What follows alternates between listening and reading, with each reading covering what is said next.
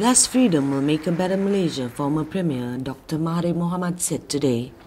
What is more important is the well-being of the people, not the freedom so much.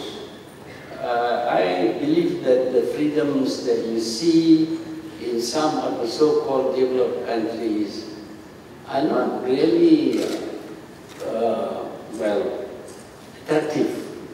We see collapse of moral values, for example, because of too much, almost unlimited freedom. Anybody can say that he is exercising his rights when doing whatever, but his rights may result in other people losing their rights. And that is why when we talk about freedom, we should also talk about limits to freedom. Racial issues are commonly mentioned today because stern laws like the Internal Security Act are no longer in place. Mahathir also questions his decision on the guarantee that the internet will not be regulated in the Malaysian Multimedia Super Corridor Charter, as much abuse has been happening of late. The 87-year-old former Premier reiterated that Malaysia needs a strong government to ensure stability. This also means it will need to have a majority support in Parliament to do the unpleasant yet necessary in governance. I am now having second thoughts. Not because of anything, because when you have absolute freedom, people abuse the freedom.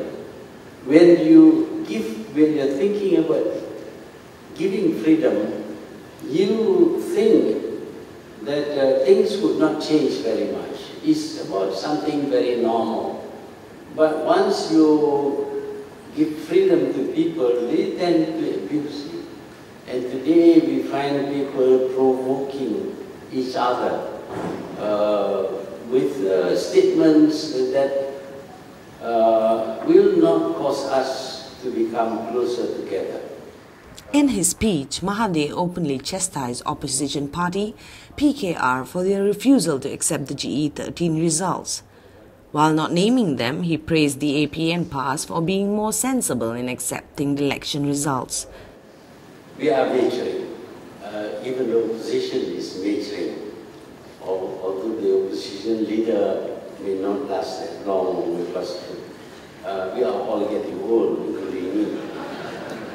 He told the opposition to be mindful of making much of their protests, as it might be a disruption to our stability.